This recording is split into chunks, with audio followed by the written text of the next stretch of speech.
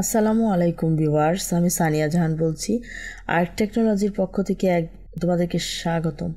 আজকে আমি তোমাদের সাথে যে টপিকসটা নিয়ে আলোচনা করব সেটি হচ্ছে আমাদের একজন স্টুডেন্ট সেটা আমাদেরকে কমেন্টসের মাধ্যমে জানিয়েছে। তোমরা তোমাদের প্রবলেমগুলো কমেন্টসে জানাতে পারো, আমরা সলিউশন করে দিব।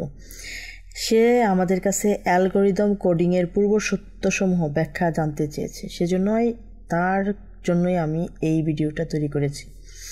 অ্যালগরিদম কোডিং শেখার জন্য কিছু মৌলিক পূর্ব শর্ত রয়েছে যা একজন প্রোগ্রামারের দক্ষতা গঠনে গুরুত্বপূর্ণ ভূমিকা পালন করে। নিচে প্রতিটি পূর্ব শর্তের ব্যাখ্যা দেওয়া হলো। মৌলিক গণিত ও লজিক্যাল চিন্তাধারা।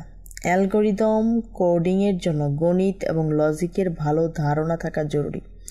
সংখ্যাতত্ত্ব, সেট থিওরি, প্রবাহ চার্ট এবং লজিক গেট সম্পর্কে জানা দরকার, কারণ এই বিষয়ে যদি তোমার অজ্ঞতা থাকে তাহলে কিন্তু তুমি ভালো প্রোগ্রামার হতে পারবে না, তোমার প্রোগ্রামিং কোডগুলোকে সুন্দরভাবে সাজাতে পারবে না।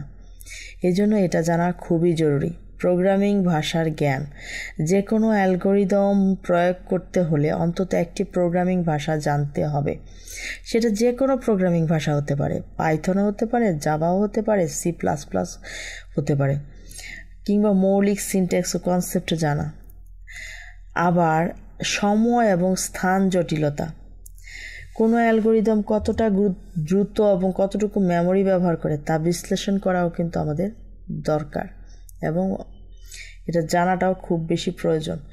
সমস্যা সমাধানের দক্ষতা। সমস্যাকে ছোট ছোট অংশে ভাগ করে যুক্তিসঙ্গতভাবে সমাধান করতে হবে, তা না হলে কিন্তু তুমি তোমার প্রোগ্রামিংয়ের সঠিক আউটপুট পাবে না। সুডোকোড ও ফ্লোচার্ট। অ্যালগরিদম লেখার আগে সুডোকোড ও ফ্লোচার্ট তৈরি করলে সেটি বুঝতে সহজ হয় এবং উন্নত করা যায়। নিয়মিত অনুশীলন ও সমস্যা সমাধান করার দক্ষতা।